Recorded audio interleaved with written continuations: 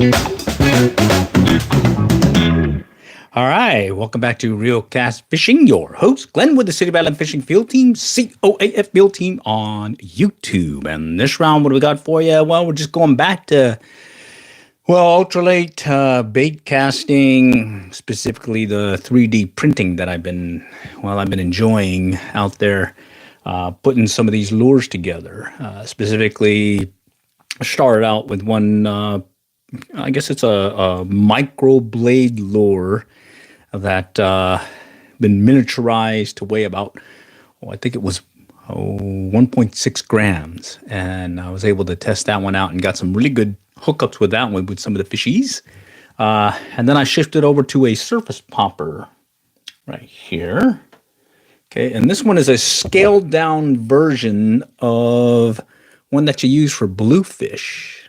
And I think I posted it in one of the videos about how I use some little paint, just normal, I think craft paint, and then I use this 5-minute epoxy to lock in the color. And I've taken it out a couple of times now, and it's working out really well.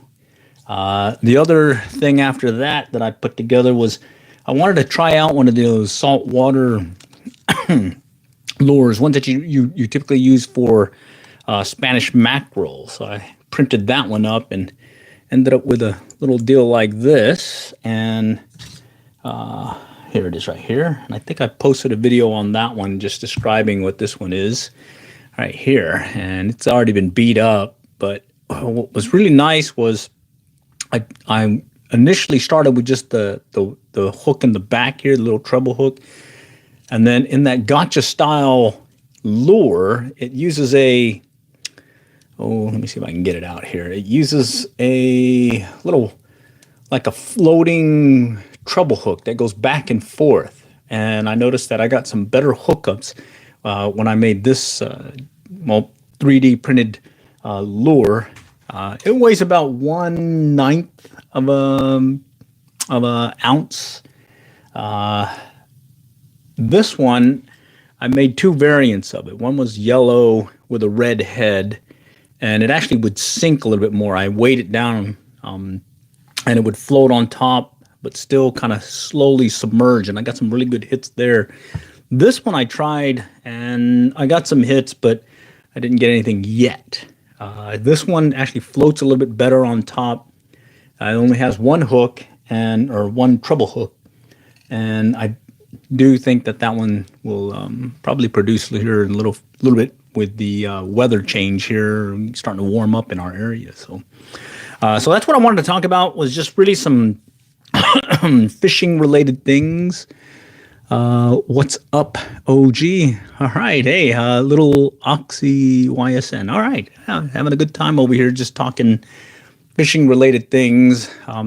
Really just an open forum. I do have that little red book of fly fishing series that's ongoing, where I just read through the book and go through 5 tips at a time, and then we break out from there. But for this one, this is mainly just maybe an open session for y'all that want to maybe ask some questions and whatnot. Eminem, I love fishing. Yeah, I do too. In fact, you can see I have a number of poles here, and then let's see, back over there in the corner, there's a bunch of fly rods.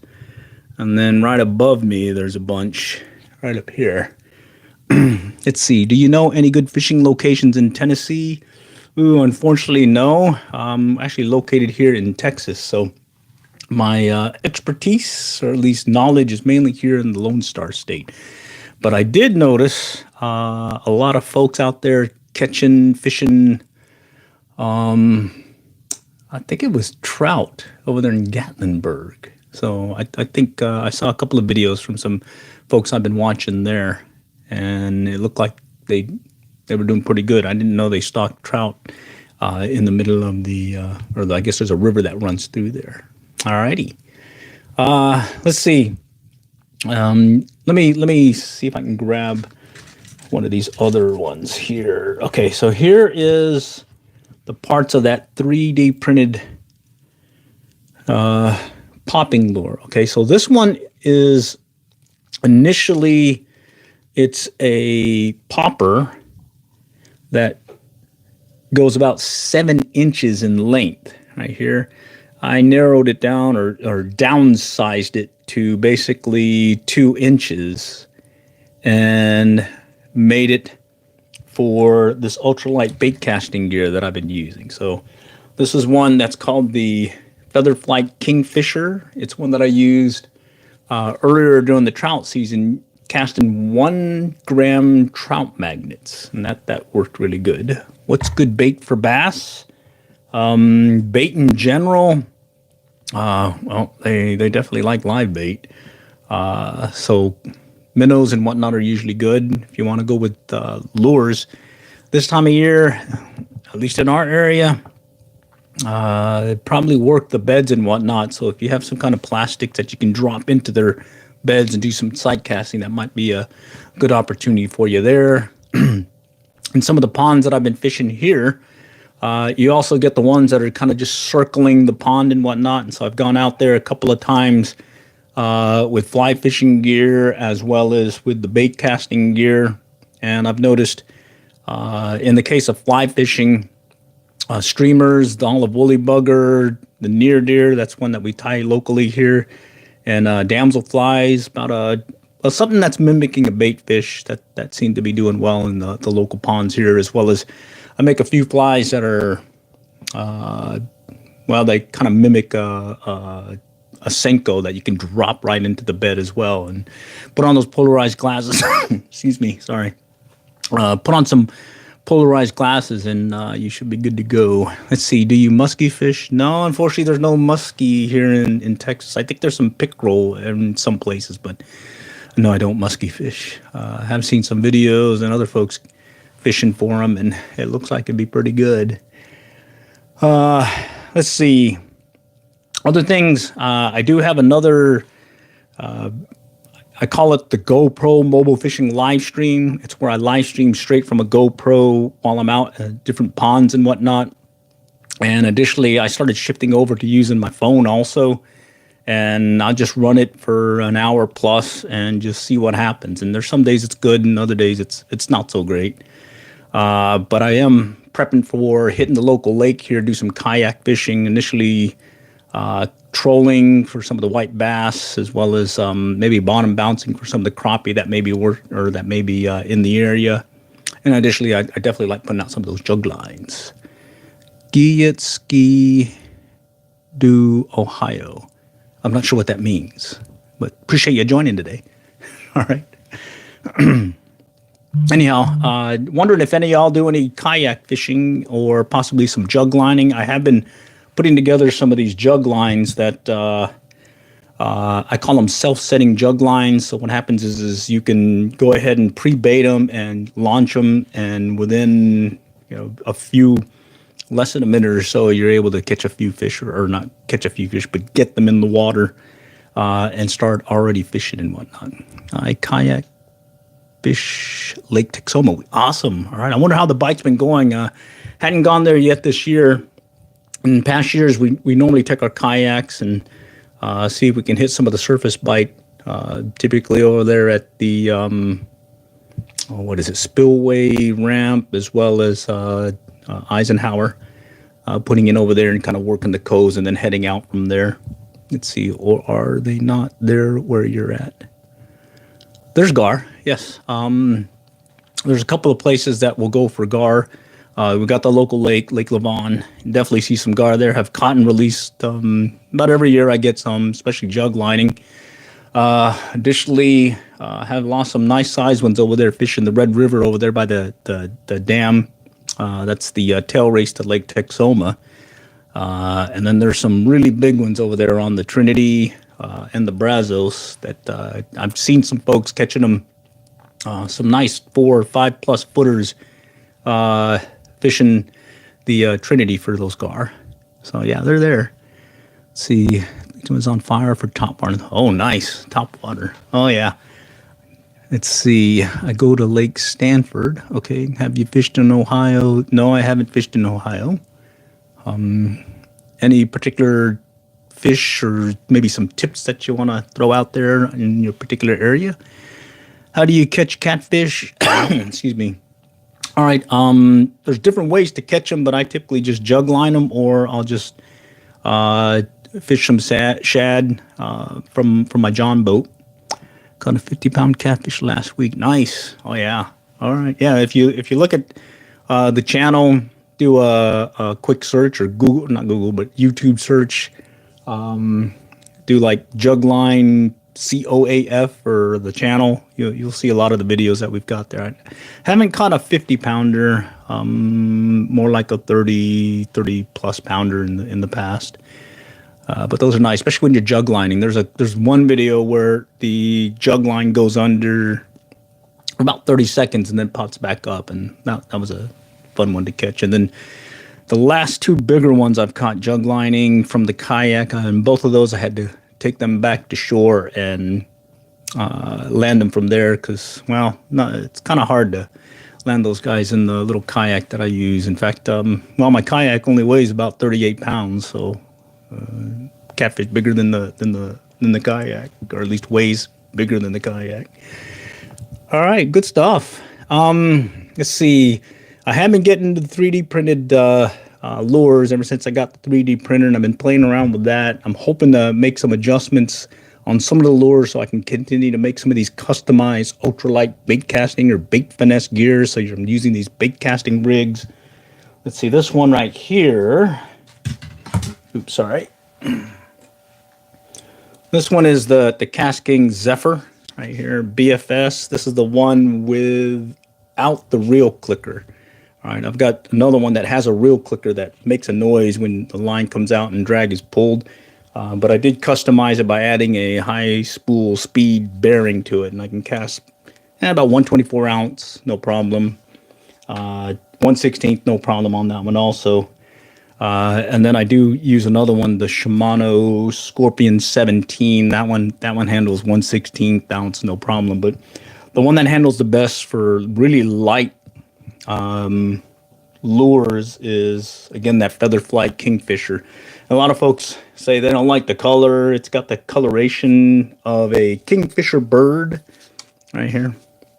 But what's really nice about it is once you got it dialed in and you got your thumb educated, you can cast a 1 gram trout magnet. In fact, I think the first limit of trout this year, I used this rod fishing for the trout with a 1 gram trout magnet.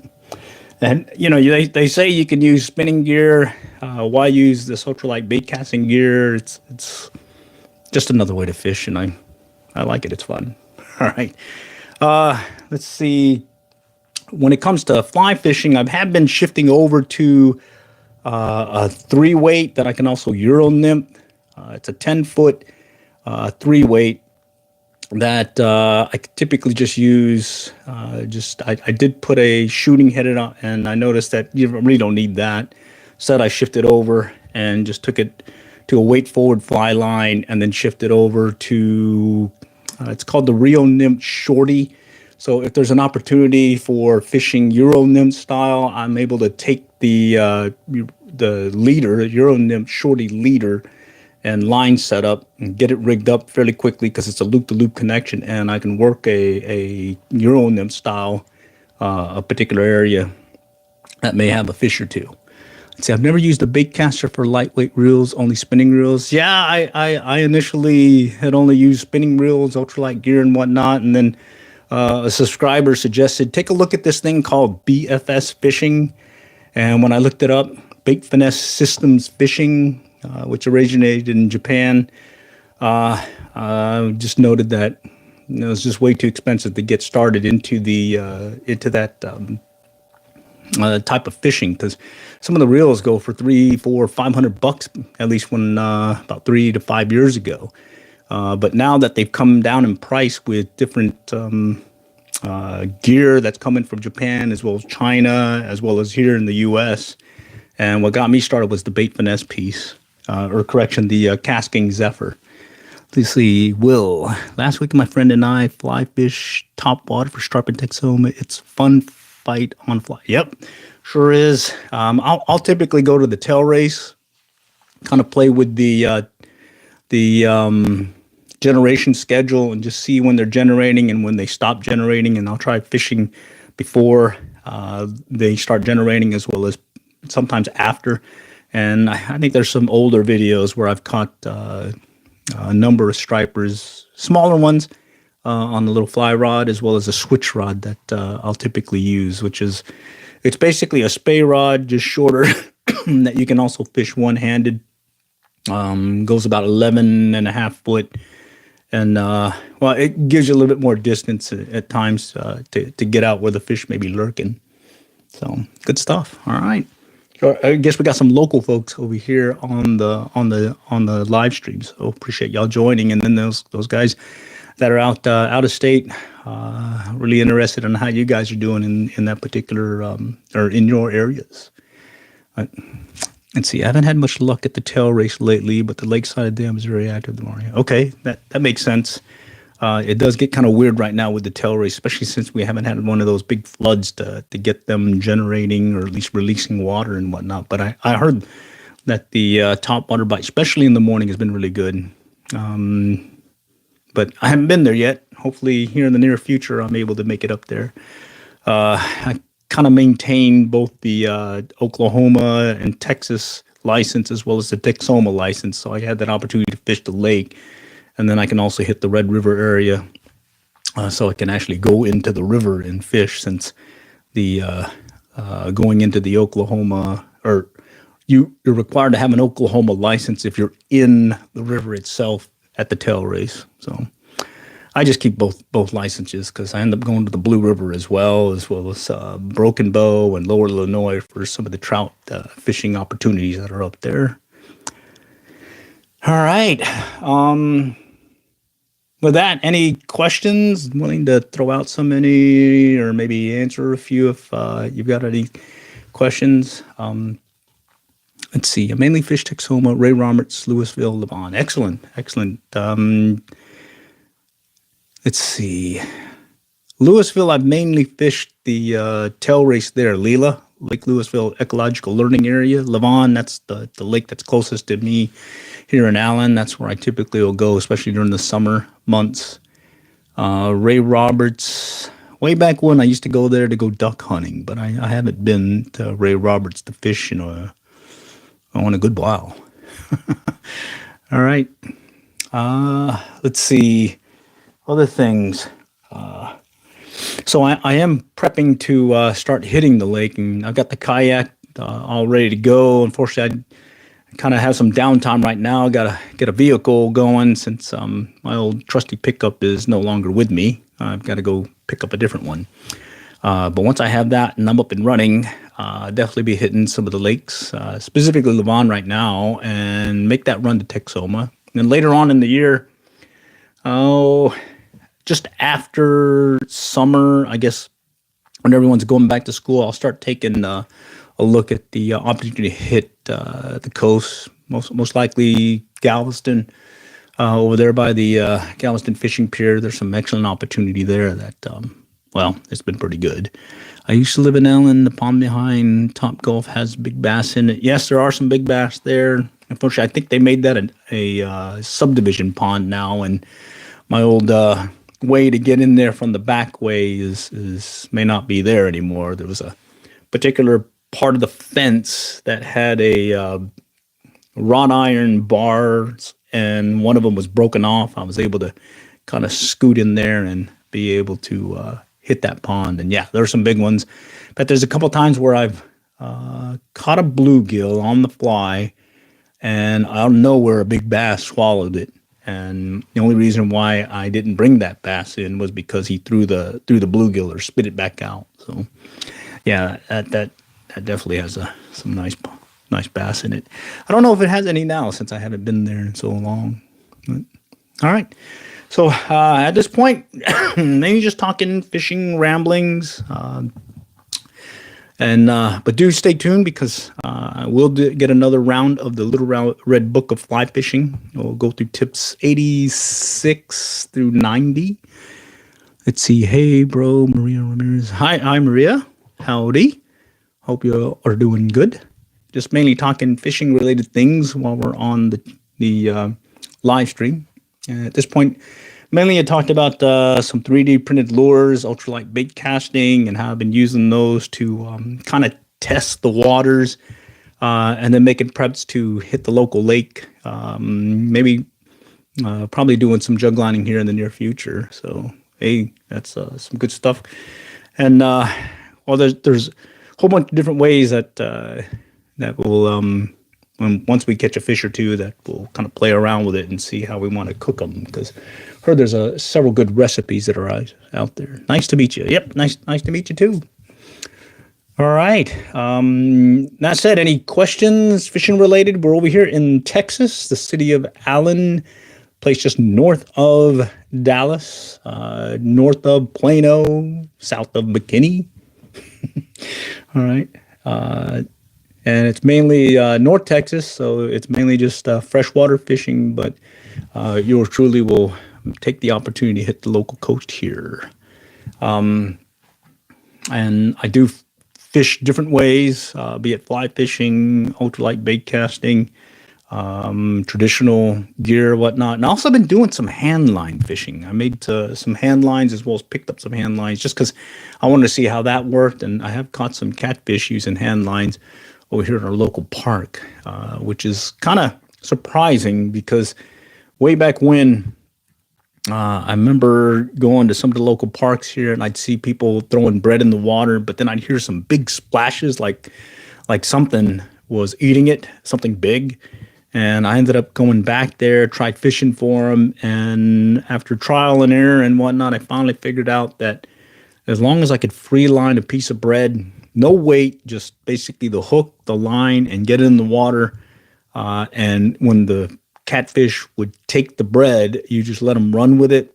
No drag, nothing. That's when I started getting some of these bigger guys here. So maybe hit some of your local ponds and whatnot with some bread, free line it, and you may be surprised how big some of these catfish are in some of your local ponds, especially these community ponds, suburban as well as urban locations. Had some really good success there. I release them. I don't want to keep them mainly because it's it's just fun to catch. Let's see. Okay. All right. Take care, Maria. All right. Anyhow, I think that was pretty much most of the stuff I wanted to touch base on. Any questions for those that just joined?